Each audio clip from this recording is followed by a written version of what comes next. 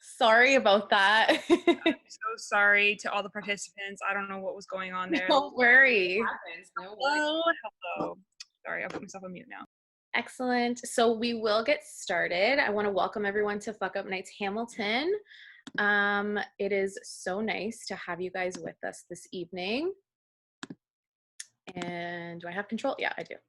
Okay, so your hosts for the evening are myself, Donna Marie, and my partner in crime, Anna DiCarlo.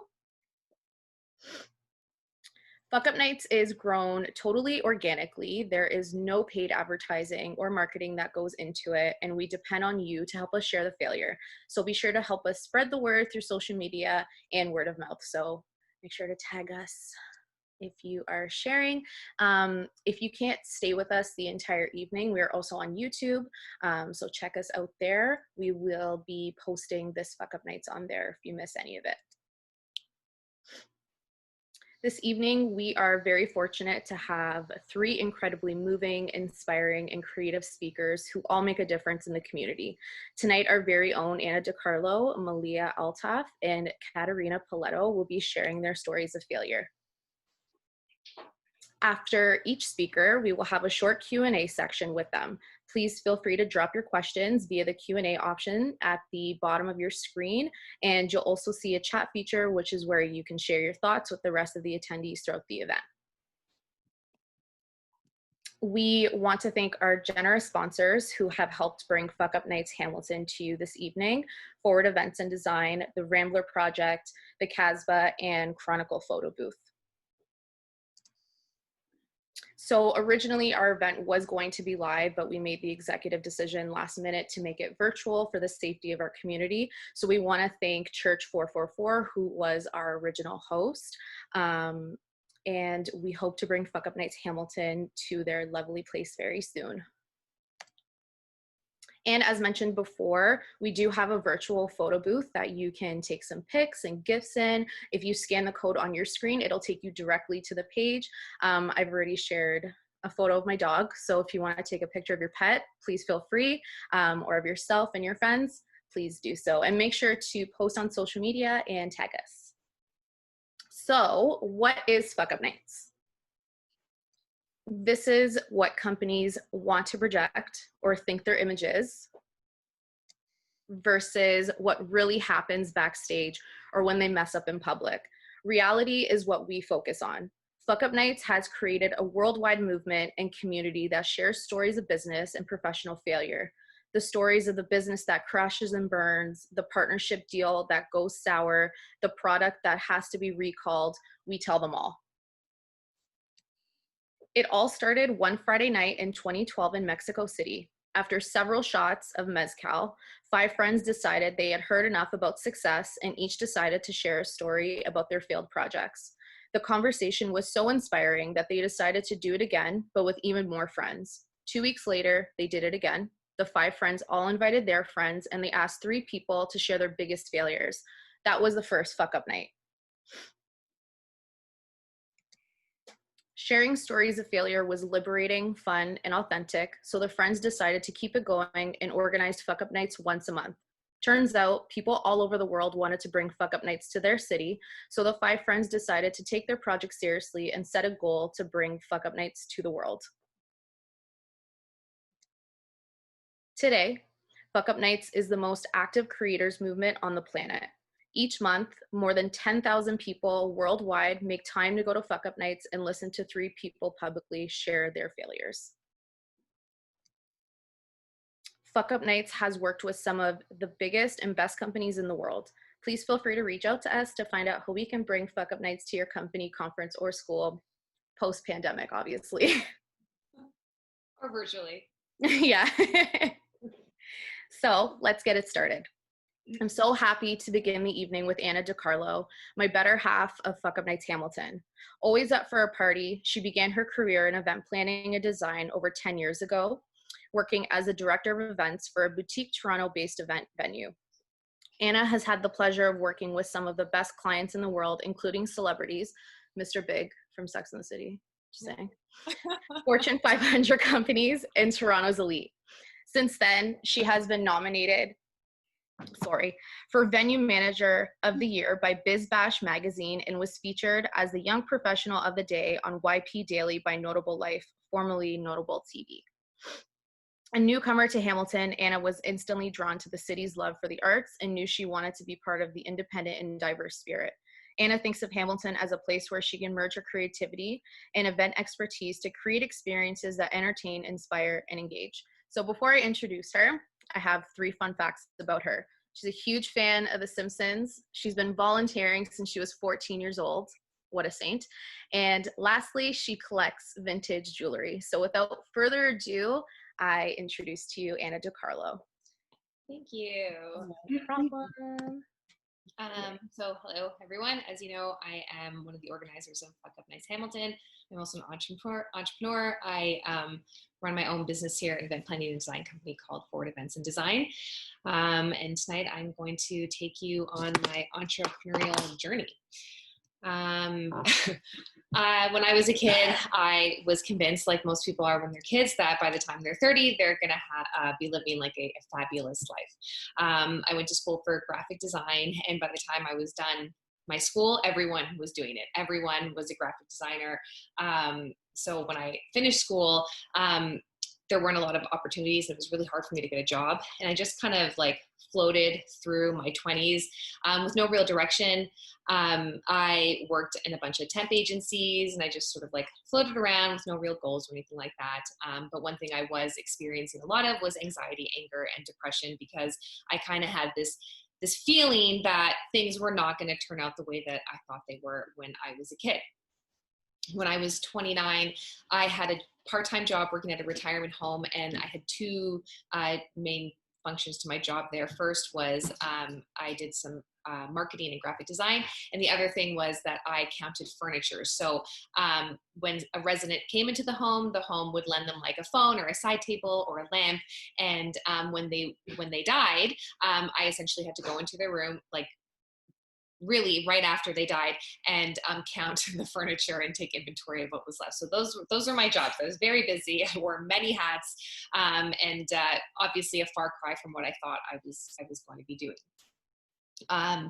One day I was asked to place an ad in on a job board for like a handyman or something like that. And when I was on the job board, I saw a job posting for a director of events for a boutique style event planning company in the design district in Toronto. And I just thought it was like the coolest job I'd ever heard of. So I applied without thinking, basically knowing that I would never even get a shot at an interview because I had no experience doing that. So I was super surprised when a couple of days later I ended up getting an interview. So I put like my Susie Sheer like pencil skirt on and my little button up, and I made my way downtown, and I sat amongst a handful of candidates who had like degrees and experience and connections, and I felt like total shit about myself. So I left thinking, okay, well, whatever, at least I had a trip to Toronto. That was fun. A few days later, I got called in for a second interview. A few days after that, I did a working interview. And then at that point, I knew I had to separate myself from everyone else. I had to offer something, because at this point, the only experience I had was counting dead people's furniture. So I wrote an email to the owner, and I said, if you give me a shot, I will rock it. I will work so hard. So I promised hard work. That was my promise. That's what I was going to do. So the first month I worked there. So I started at the end of August in 2009, and just entering into September. And September, if you know, is like a huge event month in the city. That's when like TIFF is happening and Fashion Week, and all the corporate companies are doing like sort of like launch events because everybody's back from summer holidays. And I had no idea how immersed this company was in all of that, including the events that they were doing within their venue. So I stuck to my promise. I worked every single day. I was working 10 to 14 hours a day. When I wasn't at work, I was at home doing work, and I didn't realize how hard it would be to both sort of like do a good job and learn my job. So I was really burning it like crazy, candle at both ends, for the right off the bat as soon as I started working there. By the end of September, I was like a walking zombie. And one morning I woke up to go to work, and instead of going to the washroom, I took a left and I fell down a flight of stairs, 23 steps to be exact. And I suffered a concussion. I fractured a small bone in my wrist, and I dislocated some discs in my neck. The doctor said, you know, you got to take at least 6 weeks off, kind of like take it easy. And I was like, yeah, cool, no problem. And 3 hours after leaving the hospital, I was like back at work, ready to go, because events had to be planned. And that's what I had to do. You know, like it wasn't like I wasn't saving lives, but as an event planner, it felt like I was. And that's just what I had to do. So like, health be damned. A few months after that, I was driving on the highway. I was driving downtown, and I was on the phone with work, and I was like so immersed in this call and what was happening. And I think there was like an issue or something like that. And I didn't even realize that I'd been hit by a car until I had spun and it had pinned me up against the guardrail. And like one of the first things I remember thinking was like, oh shit, like where's my phone? Like I got to get back on that call. Like it's just like, that's how I was like into work. A few months after that, I ended up getting a skin infection caused by like poor diet, lack of sleep, stress, you know, and that's sort of like, it was like becoming a common trend, you know, because when I wasn't working, I was partying, because having a job like this gave you access to like the coolest parties, and I was out all the time, and I had like a huge network of like friends, and, you know, that's just sort of came with the territory, which left very, very little time to sleep and very little time to like take care of myself, so to speak. So 3 years into the job, I started to lose my hair. And at this point, I'd already been through some shit with my health. And, you know, it was whatever. It obviously wasn't enough to phase me, because I was like, whatever. But then when your hair starts falling out, it's a much more traumatizing experience, especially as a woman. And I don't have like a face that can carry, you know, like I can't work a bald head. Like that's just not my jam. Like I need hair. So it was super, super traumatizing. So I went to like every doctor and every hairdresser, and I tried potions and lotions and vitamins and medication. And there was talk of Rogaine and all kinds of stuff. But the one thing that everyone kept saying to me was like, you really need to relax. You need to stop stressing out, and you should probably quit your job. But for me, I was like, relax, like, there's no way. And quit my job, that was out of the question, because I you know, my job was my identity. And I was convinced that if I didn't have this job, I was nothing, and I wasn't cool. And, you know, this is what made me special, in a way. So there was no chance of that ever happening. So eventually 7 years later, I decided, like, you know, probably now's the time. Like my hair was falling out. I wasn't feeling well. I was tired all the time. Like the stress was just crazy. So I was like, okay, you know, I'm going to quit, and that's going to be that. And I'm going to go do something that's going to be, you know, more fulfilling and not as stressful and just as cool. And I ended up getting a job, traveling all over the world, doing design builds, in different like, conferences and trade shows. And I thought, like, this is amazing. I'm going to travel. I'm going to immerse myself in culture. I'm going to meet people. I'm going to eat really cool food. Like, this is, you know, I'm going to see the sights, like so on and so forth. And that's not what happened. A convention center looks the same anywhere you go in the world. I was going to places for like 2 weeks at a time, and I'd never seen like a single site because I was so busy working. And I also realized that I was really afraid to fly. So every flight I took, I was convinced it was my last. And even though you have a 1 in 7 million chance of dying in a plane crash, like those odds were too high for me. So it was just like crazy stress every time I got on the plane. And as soon as I would land, all I thought about was like the next time I'd have to be in a plane. And it was incredibly stressful. But I didn't want to lose my job because it was really cool. And I didn't want to tell anybody because everybody was flying. I didn't want them to think that I was like, you know, like lame. So I went to the doctor and I got Ativan to help me fly, you know, whenever I needed to. And that's what I did. The last flight that I took was to Abu Dhabi. It was a 15-hour flight from hell. And I say that not because it was like turbulent or anything like that. Like it was actually a perfectly normal flight, but to me, every flight was hell. So this was like 15 hours, the longest flight I'd ever taken in my life. It was not like Sex in the City Part 2. Like there was no Paula Abdul to like make me breakfast and like romantic spice markets where like I met my ex-boyfriend. Like there's none of that stuff. Like it's a great place, but it definitely wasn't like the movie. And when I was there, I ended up getting an eye infection in both of my eyes, and I couldn't see. It was caused by like the dust and the heat that was happening around me while I was working. So 15-hour flight home, and I decided I was gonna quit. Like that was it for me. after I quit, I had a really hard time finding another job, especially another job that I thought was like cool and, you know, would be my identity again. And so I had to like bite the bullet, and I found a job working as an event assistant, working for an organization that like raised money for parks and did like tree plantings.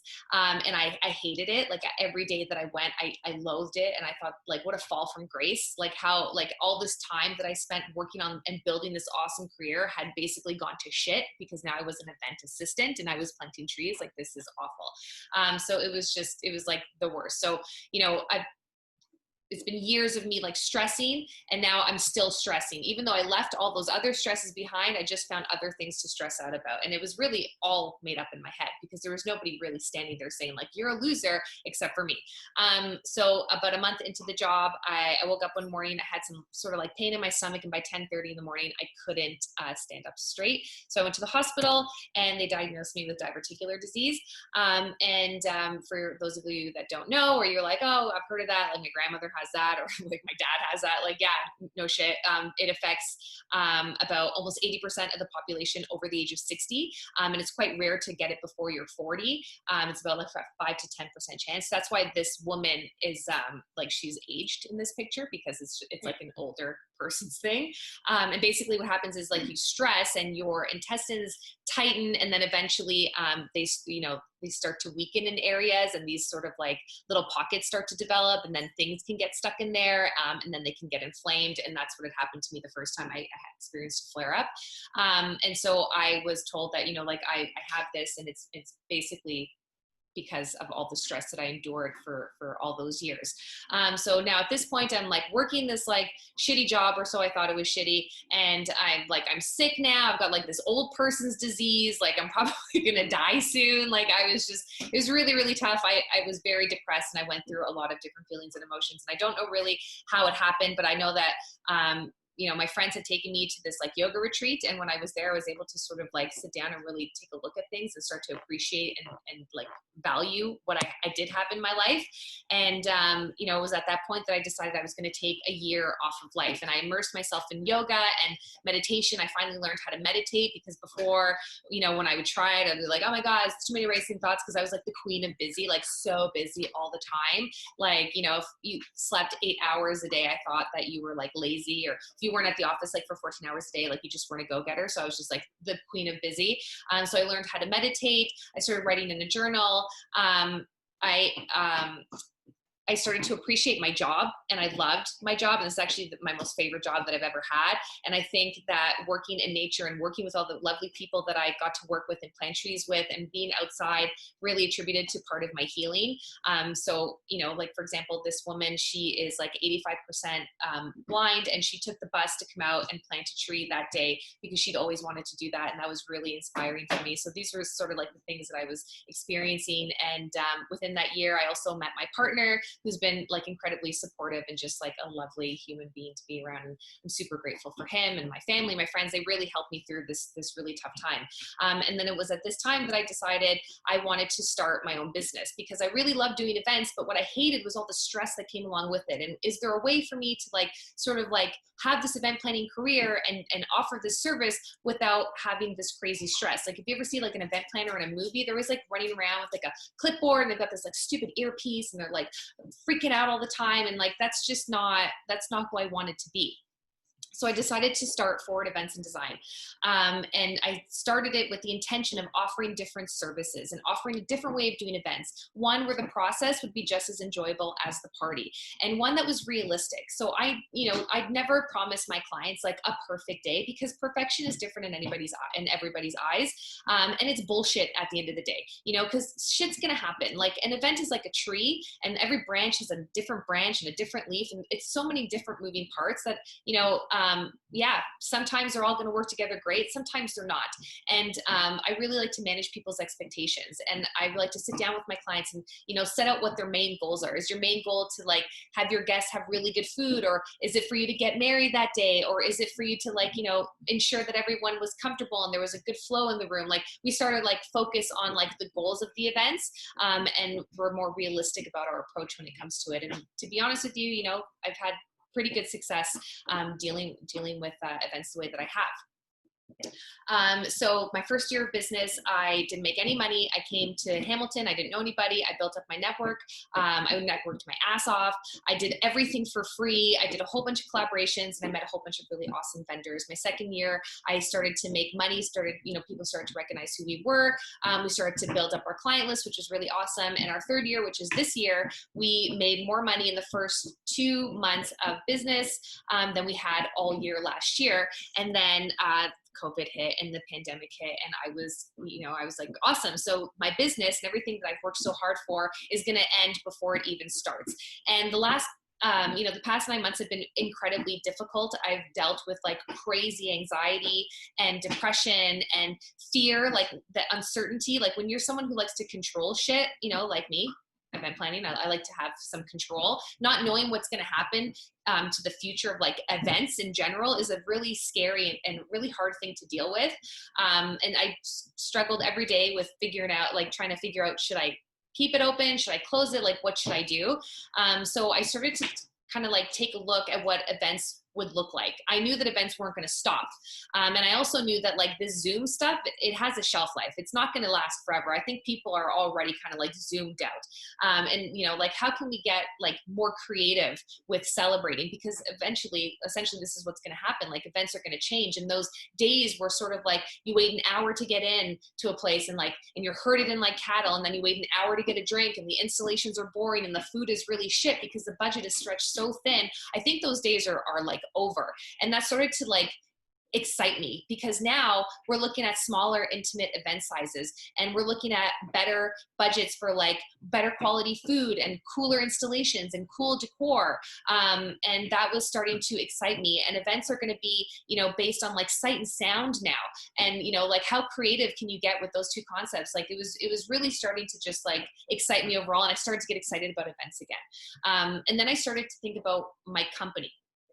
And I started to think about what I was offering. And I realized that I was offering all the same services as everybody else. And there really wasn't a ton that was separating me from my competition in that respect. But I knew that, I wasn't really doing what I had set out to do originally. And so this, essentially the pandemic gave me an opportunity to evolve my business because events were evolving. And I just, you got to keep up. So I'm really, really excited. We've decided to like completely overhaul the business. We're rebranding everything. And in January, we're going to have some really cool, fun new services and, essentially a new way of planning events. And I'm super, super excited about it. And before I go, I just want to leave you with a quote that, I refer to, I think about whenever I'm feeling like shit, to be honest with you. And I thought about it quite a bit actually over, the last couple of months. And it's, we are on a rock traveling around one of 100 billion stars. Our species is one of over 500 million that have ever existed. Our chances of being born are about 1 in 400 trillion. You're not special, but you are fucking lucky. Enjoy your amazing life. You'll never exist again. So make the most of life, whatever it may be. Thank you so much. Oh, thank you. Awesome. Thank you so much for sharing your fuck up. I mean, you and I are friends, so I know all of this already, but it is it's very lovely for you to share that in such a comfortable space, because that's what Fuckup Nights is all about. And I'm very proud of you. Awesome. Thank you. You're welcome. Okay, so we're going to get to the Q&A section. We already have a question. Thank you, Katarina. She says, thank you so much, Anna. What sort of event design trends do you think we will see in this new normal? What do you think will make people stand out? I think that, like I said, that we are going to obviously be celebrating in smaller numbers, so more intimate events. And I think that people are going to be sort of like geared towards offering more experiential like elements to their events as well, because they can.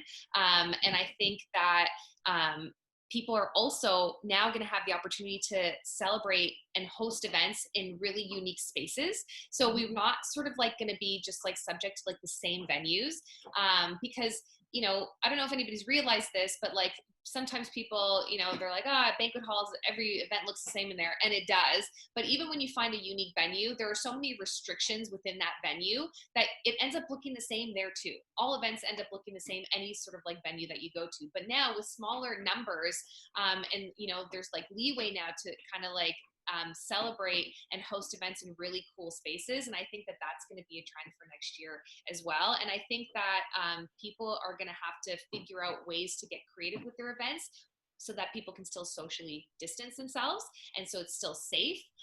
So I think that's what's going to start happening in the next year or two, and it's really exciting, and I think it's really liberating to not have to, basically be like, I have to invite like my third cousin twice removed because my dad went to his wedding 4 years ago. Now you can invite like your small intimate like group, and then you can Zoom everybody else into the wedding too. So that's where I think it's heading. I'm excited to see what happens. Especially if you're Italian and have to invite the world. Oh my God, yeah, honestly. But actually, like, I had another like add-on question. So, like, what's an example of like a smaller, cooler venue that now this small, like, what's something like a unique thing compared to the banquet hall kind of setting that you could do something like? What's an example? So I've seen. So there is what's popping up now is obviously like barn venues, and also like glamping style like venues, which is, I mean, I say venues, but like it's outdoors. And it's basically, there's one actually just outside of Port Credit, I believe. And I can't remember what the name is, but it's like, they've got like this little tent and they've got this area, and then they have all these little really cute cabins that people can rent so they can stay there overnight as well, which is really fun. I just discovered a little schoolhouse called the Langford Schoolhouse. It's just outside of Brantford, and they do events there, and they're just like so chill. They're like, yeah, come and do whatever you want, basically. And it's like, it's sort of like in the middle of nowhere. It's like this really cute little like schoolhouse, and then next to it you can probably put a tent, and like you can celebrate there. And I think that's really cool. We've also seen some events popping up in like stores, so there's like a little bit of like a shopping element to it as well, which is nice, to kind of get people spending again.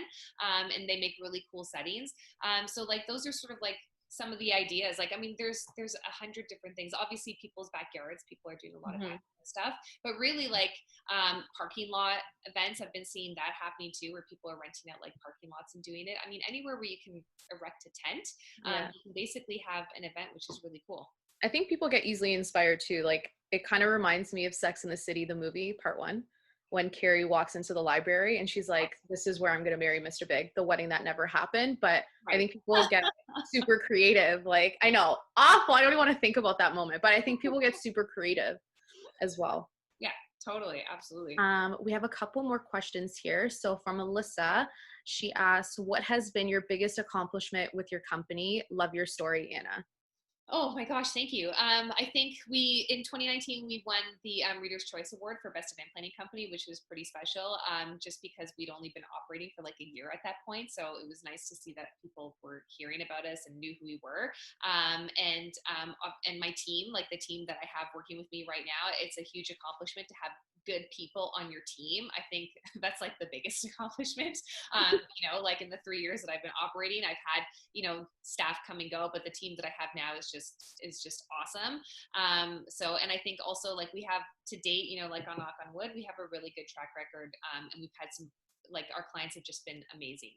So I think that those are all really, really good accomplishments considering the company is so new. Awesome. And then we have one last question from Natasha, who says, I can relate to so much of what you said. Thanks, Anna.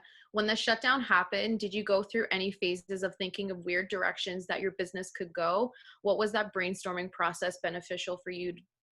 What was that? Sorry, apparently I can't read. Was that brainstorming process beneficial for you, do you think? Yeah, I mean, like I went through so many different emotions. Like I was like angry and anxious, and then I was like, forget it, I'm shutting it all down. I'm just gonna live inside my house and never leave. And then it was like, oh well, they're gonna shut it. Everything's gonna shut down now. It's gonna shut down in 6 months. Then in 6 months from now, it's gonna shut down. And then I thought about like, maybe I just do Zoom stuff, and I just like change the company and all we do is like Zoom things or something like that. Like it was just like I went through like all these different ideas, but it wasn't until I started to think about like the way events would be going, and then I started to realize that like people are going to start be like, depending on what's happened economically for people, they're going to start to tackle this stuff on their own, because now they have smaller event sizes. They can inject their own personalities into it. And it feels good when you do something like an event for yourself. And I thought about like, how can I help these people, because not everyone necessarily is going to need a full-time planner, and not everyone is going to need, somebody to do all that stuff for them. Maybe that's something that they want to do for themselves, but they still need guidance and help. And that's sort of the direction that we're taking the company in now, is like, how can we help people to sort of like create the events that they've always wanted to, but something that really means something to them, something that where they don't have to like remortgage a house. They can actually have money to buy a house afterwards, or like something that's really going to engage their clientele, or really, show their brand, and how can we do it in a really creative way. So it's just like, that's sort of like the thought process. But I went through like 3 solid months of anxiety and fear and super depression. And it showed, even like with our team meetings, we would just kind of like sit there and just look at each other, and we didn't know what the hell is happening. You're like, so does anyone have anything? Or like, just like, so what do we need wine at our meetings or what? Yeah. But the one thing I can say that really helped to get us all sort of like up and going again was collaborations. We planned collaborations. We worked with our awesome vendors again. We started to get super creative, and this was stuff that, didn't cost a lot of money, and we were our own clients, and we just kind of got everybody on board and involved. And it's great because it gives you content, but it was just nice to like get on site and get creative with people. And that's one of the things that was great. Yeah. For being so honest. We love having you and appreciate you being here. So let us get on to our next speaker. So Katarina, so our last speaker is super sweet chef Katarina Poletto, is an inclusive, gluten-free and vegan food innovator on a mission to change the way people share dessert. Through her bakery and baking mix manufacturing company, Dolled Up Desserts, she creates opportunities for people to share positivity, warmth, and friendship by baking and eating inclusive dessert. Inclusive desserts are cookies, cakes, and pastries that break down the social work and health, that break down the physical barriers to consumption for those with dietary differences, allergies, vegan lifestyle, as well as break the social barriers regarding the quality and ethics of gluten-free and vegan baked goods.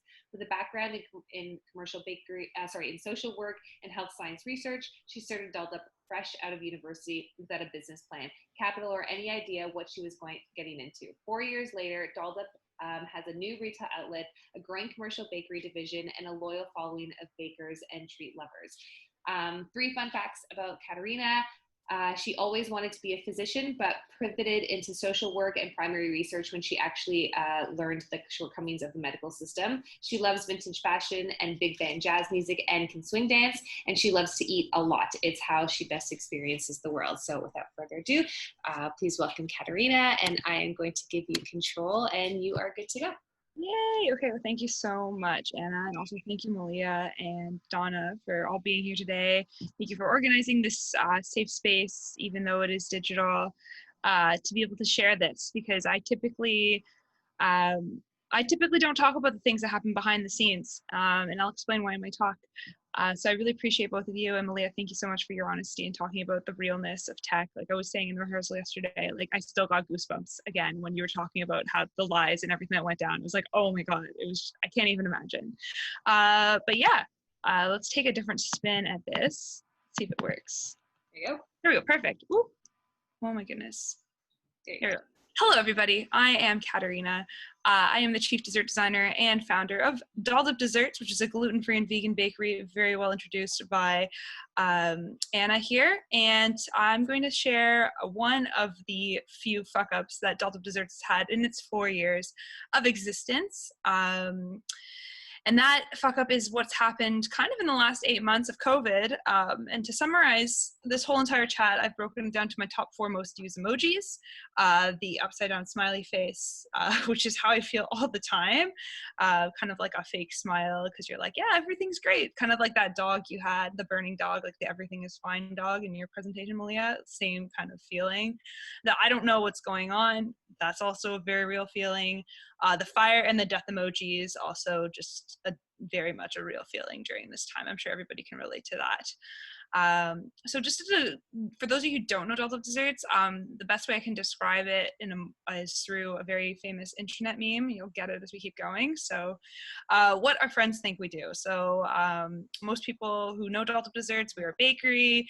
We are killing it. You know, we're doing so well. We're like the next Martha Stewart with my YouTube channel and like all these super empowered young women running this thing, which is great. I'm all about that. I think that's a great comparison and a great icon to live up to. What my parents think that we do, well, especially my parents, they think that I'm still just screwing around and not really doing much with my life. I am yeah, it's just basically like child's play, which is okay. I think they're slowly getting to it as now, but you know, it is hard being an entrepreneur and being able to say, oh, I have a real job. What society thinks we do, well, this isn't really relevant anymore, but society thinks that we have a bake shop. And up until July this year, we didn't have a store. We were a commercial bakery, which means that we supplied wholesale and B2B primarily. But people always thought, oh, you must be a bakery, you have a store. Well, we do now. But that is kind of what people thought we were. What the haters think we do, well, I know most people have tried something gluten-free or vegan, and gluten-free stuff usually tastes like cardboard or sandpaper or something really disgusting and gross. And so people who don't like gluten-free things, like your crazy uncle, think that everything gluten-free tastes like cardboard. What we think we do, however, is we think we're like straight hustling pastry chefs, making all these big things in big ovens and just going real hard in the kitchen. We do not look like anything like that, especially not the weird hat. But what we really do at Altaf Desserts is we create experiences, and we create opportunities for people to build community and build relationships over things that they normally wouldn't be able to do, which is sharing dessert. Like at a lot of social settings, food is central to events or social engagement, and when people have dietary differences, they can't really partake in that fully. And then people who also think that gluten-free and or vegan stuff tastes bad, they also put up the stigma. And so Altaf Desserts creates innovative desserts so everybody can have a piece and everybody can enjoy. So Altaf Desserts, I founded literally, I wasn't even done university. I did my undergrad at McMaster in health sciences. As I was in my introduction, I did want to be a psychiatrist, and then I pivoted to want to go into social work and primary research. And I actually had a full scholarship to the University of Chicago to do my master's of social service administration that fall. But that summer, I found out about a grant offered by City Council for students to start their own company. It was measly. It wasn't a lot of money, but you know, it was something I was like, you know, let's just try this, see how it goes. And I decided to open a bakery purely because I knew there wasn't any good gluten-free or vegan baked goods. I myself have gone through, I am vegan, but I've gone through a variety of different intolerances throughout my life. Like I'm also allergic to dairy and eggs. And so I knew that there wasn't the quality there. I have a background in just baking. That's a whole other story. So I was like, you know, let's just do this and try this. So that picture's my first Instagram post. It was June 15th, 2016. And it was art crawl. So I put up a little booth outside of my house and sold some really, you know, some cookies and bars, which like I laugh at old pictures of that now. And then, you know, over 4 years, what's happened is a lot of different things. Like just we've been all over the map, so many ups and downs. Where we're at right now, though, is we just opened a store on James Street North where Hottie Biscotti was, still a pink building just south of James and Cannon, where we offer a full range of inclusive desserts that can be picked up. I have 11 employees. We're going to be hiring our 12th, hopefully very soon. I also, to date, I was just looking at this yesterday on our sales system. We've sold over 3,000 cookies since we opened in July and over 250 cakes. So that's pretty exciting and also daunting to think that we've scooped that many cookies. But so far, you know, opening a business, especially a retail storefront and food during a pandemic seems kind of crazy. But, you know, I'm glad we did. And if it wasn't for us doing that pivot, we actually would have died as a business as of April of this year. So, and that's what I'm going to talk about today, what actually went down. Moving on, long story short, TLDR for those of you who are on Reddit. First things first is don't sign contracts until the contracts are signed. What that means, in short, it kind of sounds confusing, is don't get ahead of yourself with being optimistic and planning about your future if things aren't set in stone with the current present. And you don't have to rush and speed ahead, even though you feel like you have to. And especially in grocery and food service, when you're trying to play with the big boys, they only give you one shot, especially as a woman, and you have to be able to act quickly. But in reality, anything is possible, which is what I say at the end. So it's better to be prepared for those risks than to take those chances and hope for the best. It's kind of a hard spot for me to talk about that though, but yeah, don't jump too far ahead. And I think Robin LaCombra in the last Fuckup Nights Hamilton also had a very similar experience. She's a really good friend of mine. And we've talked about this so much. And she had a very, very much a similar long story short about her talk. So if you're on YouTube, go check that out on the Fuckup Nights YouTube channel and watch that, because she did a great job. Second long story short is fake it till you make it, which I mean in the most I don't mean it in a disingenuous way. Like, don't be fake about who you are, be authentic and be real. But also, if you have a brand or you are a company, you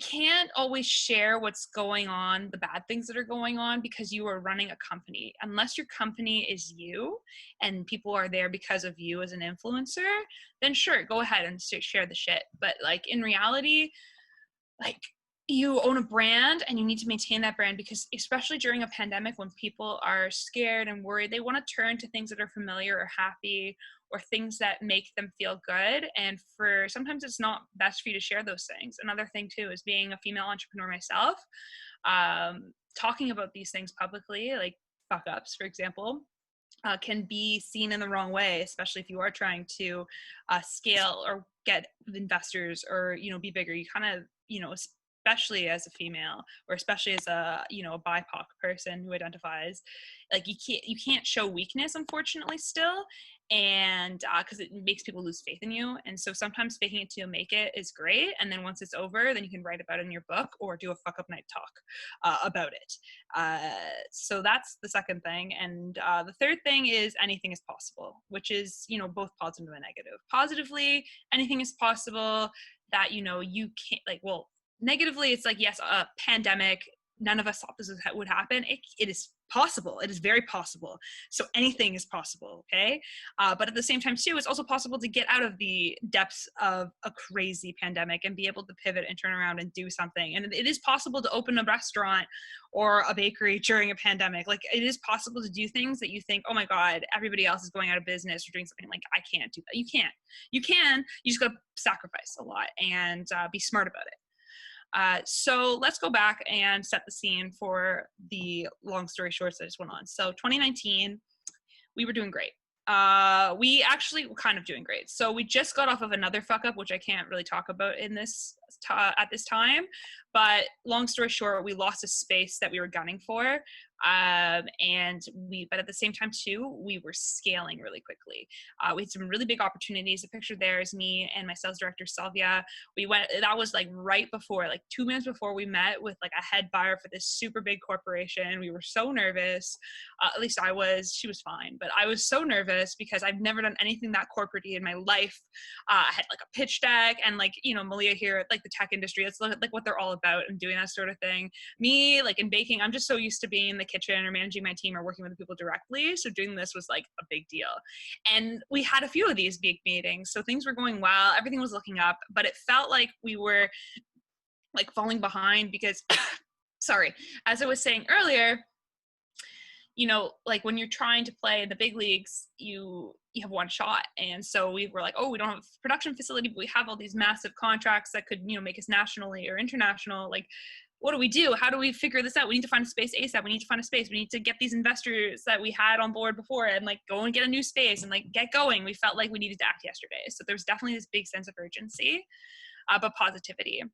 So, this is just a little TikTok. This is our quality officer, Kyra there, jump in. We finally found a space, January 30th. And believe it or not, I probably went to at least 15 or 20 different viewings with my awesome friend and realtor to try and find a commercial space, because there wasn't actually any good commercial spaces pre-COVID, which is wild because there's so many now.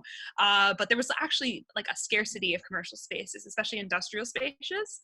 And so we finally found a spot. We were going to get the construction going ASAP because the landlord was a great guy. He was really kind. Seemed very supportive. He wanted to see us succeed. He was very excited about all these new adventures we had. And on top of that, he was a general contractor of 24 years. He owned a building. He knew his building. And he was like, you know what? I know how to do things to code.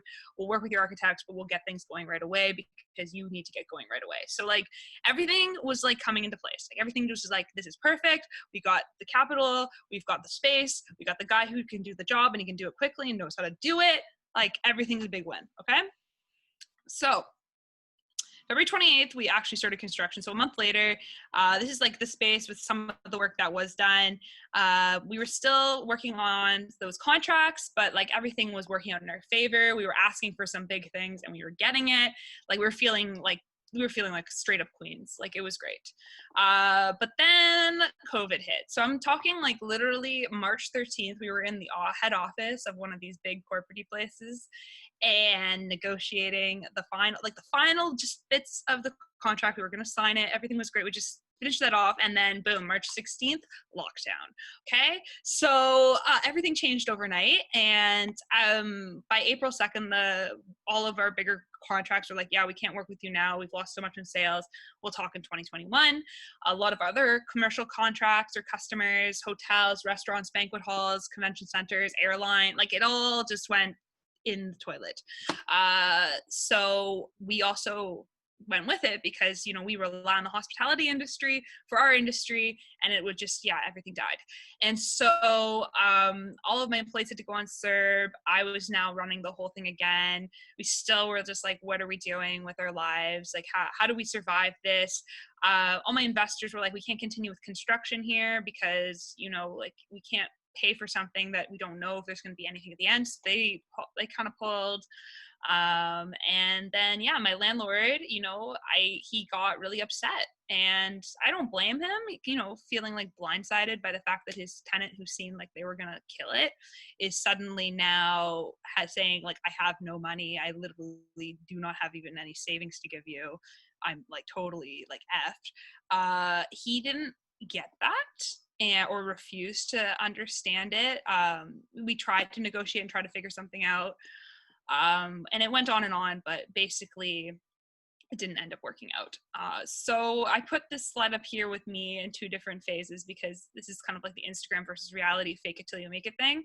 Like on the surface, on Dolled Up Desserts Instagram during this time, we were busy doing bake along. We were like getting a ton of cake orders in from the community.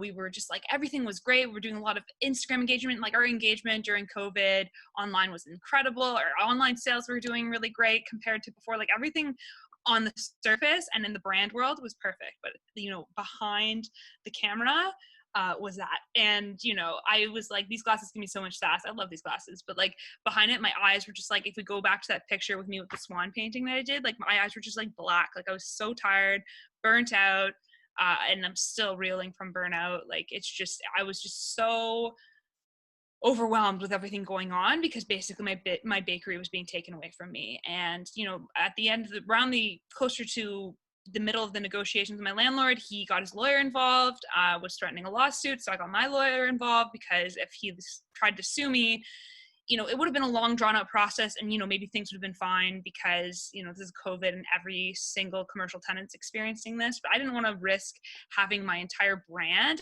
all the Instagram, the work, what I've been working for, to suddenly just go away because I got sued because I couldn't pay my rent because of the pandemic. So I fought hard.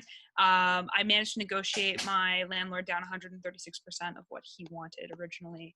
And I paid him off and we got a release, thank God. And that was the end. That was around like, that was May 26th.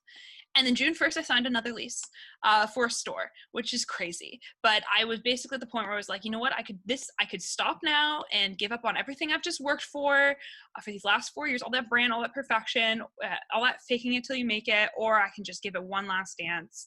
And yes, I was watching the Michael Jordan documentary during this time. So that's where it came from. It was my last dance.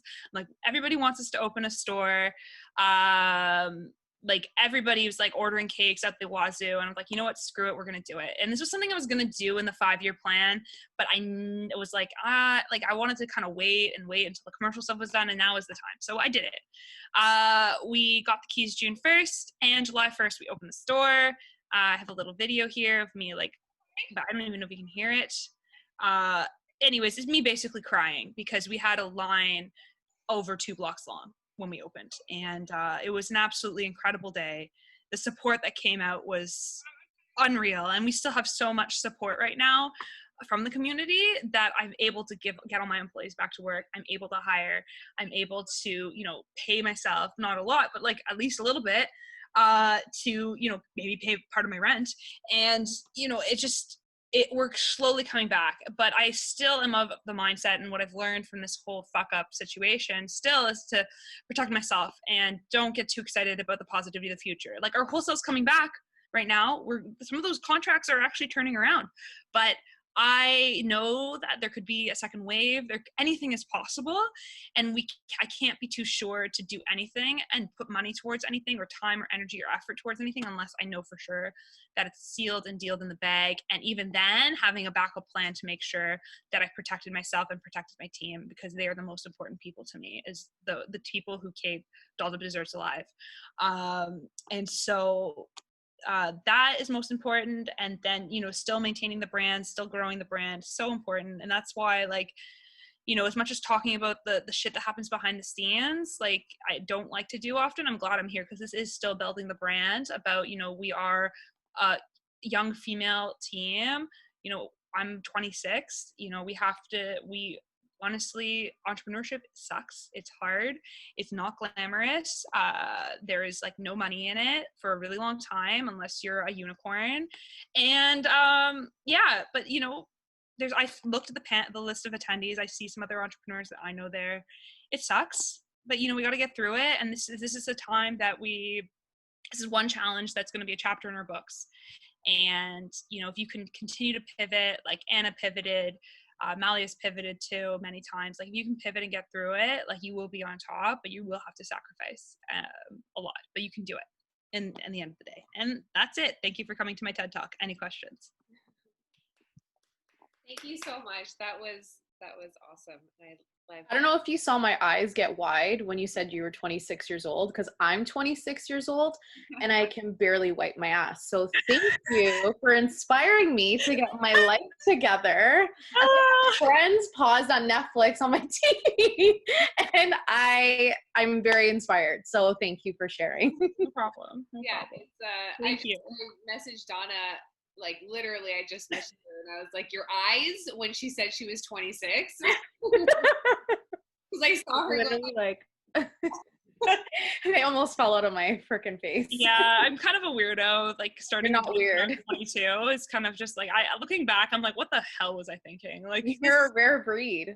Yeah, I love it, but I also, like, it's just, I'm so tired. I'm so tired. I know. I feel you, girlfriend. Oh, I'm so tired. Anyways, so thank you. I think we hear like fuck ups all the time. Obviously, we host them once a month, and it's like such a relatable story as well. Like, just in, like you mentioned with Robin's fuck up, what she talked about. I mean, it's like such a common thread. You're just so like hyped and ready to like go, and you just like, you'll sign leases, like 10-year leases, and like you won't even think about stuff, and you like, it's sort of like, like, we're ready, this is it. You're just so excited that you sort of like you miss like the sort of like the second, like Maliha was saying, like, to sort of like break down everything and overthink things sometimes. Yeah. Or just like ask questions. That was a big thing from Maliha came, like, he's like, ask questions, like, that drunk boss at the bar, like, ask questions. Don't just go in with it, because you never know. Like, there's so much, it's like falling in love. You when you fall in love in the first month, you have the honeymoon phase. It's so wonderful and beautiful, but then like shit gets real, and well, yeah, it's not fun. Yeah. So we have a question. So you have an incredible story. Thank you for sharing with us. When you're burnt out, what's the feeling you get that lets you know that you should keep going? And that's such an important question, actually. Oh my God. Well, I'm currently burnt out. So that's fun. The feeling that keeps me going, it's honestly like yesterday when we were doing the rehearsal, I was so done. Like I was so tired. I was really upset. And it was just having this talk with you guys yesterday when we were practicing that gave me that motivation of like, no, I can keep going. Like that me saying never give up again. Like it's just like, oh yes, no, I have to keep doing this. It's you know what else does it? It's finding that one reason why you still need to continue on. And it's like, I talk about this with other entrepreneurs that I know in my circle too. It's like, what is that reason that you're motivated? Like, because you lose, you know, whether it's because you're tired and your serotonin and dopamine screwed up, like you lose your internal motivation when you're doing this sort of thing sometimes, because you're constantly doing it all the time. And so if you can find that external motivation that means a lot to you, that you can focus on, that can hopefully help you get through those times where you feel like crap. So like for me, the big one for me is my team. It's all the girls who've worked for me, and pretty much like I still have my first employee and my third employee who still work with me. Like my first employee is right now closing up the store and I'm in the back of the store right now doing this. Like, and these people have given me, like they've decided to join this crazy lady on her crazy dream to have a gluten-free and vegan, whatever it is. And they've all said yes, and they're giving their time and energy and talent to me, and to the community. And, you know, for me to just suddenly like not work hard for them is just like, it's a letdown. Like, it's like, why? Like these people are giving me so much effort, and like, I want to do everything in my power to ensure that they feel like this is a job that they love. This is an environment they feel safe in. But on top of that, they're learning something. So wherever they may go next, they can be proud to put me on the resume and put me as, you know, as a reference. They'll be like, yeah, I want you to call Kat because I had a great time there. Or they taught me a lot. And like, that's something that I want to create, that environment. And they make my dream come alive, and I couldn't do this without them. So, you know, that's my external motivators. My staff is my team, and I love them so much. And yeah, that's the one thing I'd say to keep going through burnout is find that external motivation. So Yeah, totally. Yeah, whatever it might be, for sure. mm-hmm. We have another question from Alyssa. So how have you had to pivot, if at all, with your brand or products during COVID to get everything back up and running?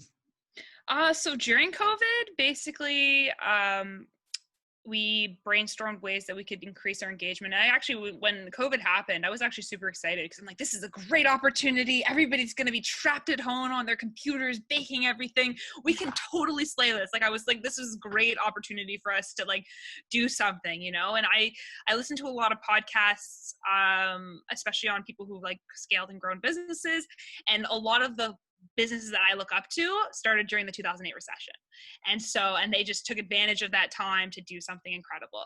And so I'm like, this is it. This is our chance to do something incredible. We're going to come out on top. We're going to like rock it like Milk Bar or whatever. Like that's us. So we pivoted by doing bake along, because I knew a lot of people were baking at home. So we decided to do our own basically baking subscription program where people could subscribe, get the ingredients for us using our mixes. I was watching them on YouTube last night. Yeah. I was like, I need to see this. Yeah, it was fun. And we did live. So we basically had, like, for people who paid to be part of it, they got to do a Zoom instruction so they can ask questions directly. It was very much more one-on-one. And then we also put it on YouTube for people who couldn't join us or, you know, didn't necessarily want to come in on Zoom. They could watch it on YouTube later, and the recipes were there forever. And so it was really fun. We did that. That was kind of the primary main thing. There was a couple of other small things we did. Also, if there's weird noises in the back, don't worry, we're just cleaning up the store. Yeah, that's how we pivoted during COVID. And then it was a lot of focus on home baking, a lot of focus on positivity and light in dark times. There was one other thing that I was planning on doing, but we never launched it just because we couldn't get our act together to get the branding done for it. But it probably will happen if there is a phase 2 or like a round 2 of this coronavirus lockdown. So stay tuned for that. And then the other pivot was the store. Like, we got so many orders for cakes during COVID. And because I was like, yeah, I'll deliver to your house. I have no time. I have lots of time on my hands. Sure, let's just deliver everywhere in Ontario. And so I was like, it was an insane amount of cakes, and people were less like, do you have a store? Okay, well, if you're not open right now, can I order all these things? And I was like, okay, so that was a store. The store had to open because just the community wanted it. And people wanted it. Christina Tosi from Milk Bar, I look up to her a lot, said this during 2008. Like, she attributes her success to the recession because people were so sad. They were just looking for something simple to like perk them up, and it was a cookie. It was Milk Bar. It was the cereal milk ice cream. And I think that was the same thing with the pandemic. Like, people were looking for something to cheer them up, and they knew us and were familiar with us, and were like, okay, I want this. I need this cake for my party, because I'm stuck at home and I'm not actually having an actual birthday, so I'm going to spend this money on a gluten-free cake, and that's kind of how we pivoted. That's awesome. So we have two more questions. Each is from Natasha. I can't believe the timing of what you went through, Katarina. I'm so glad things worked out so well for your pivot. Was having a storefront just as much for building your brand as it was for having a physical space to sell out of? Yes. Oh my gosh, like, it was incredible. The engagement increase because of all the anybody who uses Instagram for a business knows how vital it is. And when Instagram changes algorithm, it just screwed everybody as like a free advertising tool. And so once I opened the store, oh my gosh, like, the amount of engagement that we managed to get, like, it was an insane increase. And the algorithm really liked the fact that we had so much engagement, so it kept bumping all of our stuff to the discover page and really pushing us out. Like, we grew, like, in a week 1,000 followers just by announcing that we opened the store. So and it's just continuing to go up, which is awesome because now my product and our message is getting out to so many more people. It also gives me an opportunity to create something a branded experience that people could experience beyond just the treat. Like, we're a very pin-up 1950s brand, so when people come into our store, it feels kind of old and vintage. We've got the 120-year-old crank cash register. We've got Artie Shaw or Glenn Miller playing in the background, or Etta James singing in the background. Like, all of our team are wearing their cute pink polka dot frilly aprons and their pink headbands. Like, it's cute, and that experience, I think, brought Delta even more to life and gave more people of a feeling of escaping from, like, people come in and they're like, wow, I feel like I'm in a movie. And it gave that escape from, the terror that is this pandemic that people look for. And I think that really helped our brand. I think it helped with our sales. It obviously increased sales because now people can physically visit us. But having that branded experience, just especially if you can really focus on making your brand come to life, it just helps people, your community, your customers, and you. I think people appreciate it as well, especially in Hamilton. I think Yes. we long for that in Hamilton. Yes. As much as possible. Like, there are so many wonderful places in Hamilton to travel to, eat at, or just, I think the best part is when you go into a space and you get to have a great conversation with someone who is part of an experience. Yes. Exactly. Every single part of coming into our store is an experience. And I do see that a lot of restaurants in Hamilton really try and focus on that, which is really, really nice. Yeah. Awesome. And also, your videos are so educational. I learned so much last night. When I bake, I'm literally gonna like implement so many things that I learned. Good. That's what they're there for. So I'll get back onto YouTube soon. I just need to have enough people to run the store so I can do other things. So. And then we have just one last question, and actually I'm curious about this too. Which businesses podcasts do you look up to, listen to? Oh my God, I have to go and get my phone so I can look at the podcasts I listen to. So businesses I look up to, I mentioned already Milk Bar, Christina Tosi. I'm like not even low-key obsessed. I'm like the most high-key obsessed with Milk Bar. Mainly because of the direction that they took and how they, 2008 when she opened was a very different time. So I think that the success she saw then was purely because nobody else had done it. And I don't think that if they just came back with nostalgia treats now in 2020, it would be so well received. It was a different time in New York, but like it was right time, right place, right mentality. Very bootstrappy, very much like, heels on the ground. Let's try and like make this work with as little money as possible. And I feel like that all the time. And seeing their success and how they scaled, I just look up to. I'm like, oh my God, this is what I want. This is what I want. I want this and more. So I love Christina Tosi and anything to do with her. Other businesses I look up to, I really look up to, well, obviously Martha Stewart, but that's everybody. She's a god. Queen. I want a TV show with Drake making edibles, okay? Yes. Like Snoop and Martha when I'm 70, Oh my if I God. could have that would be amazing. Who else do I look up to quite a bit? Snoop has a great cookbook, by the way. Oh, really? I haven't even Evidently, he has a cookbook. Okay, hold on. Just give me like 1 sec. I'm just gonna grab my phone and I'm gonna go look at the podcast because I totally put it down. Just give me 1 sec. I'm like in the corner of my bakery in the back kitchen. Sorry. I'll bring you with me. Yeah, this is so unprofessional. We're getting a tour. Podcasts are huge right now. I think everybody's like listening to podcasts. So yeah, honestly. Okay, so This is like MTV Cribs right now. I love it. oh my god, you don't want to see this. This is not bakery. Nobody. That's why we have a wall in the back. So, because people don't need to see what goes on behind the scenes. It's clean. That's all that matters. It's clean. Yeah. Some other business that I look up to. Oh, jeez. So when you put people on the spot, there's a great vegan bakery in Paris called VG Patisserie. That does a lot of really awesome vegan French pastry. We're one of the first, and I'm just like, oh my god, everything you do is incredible.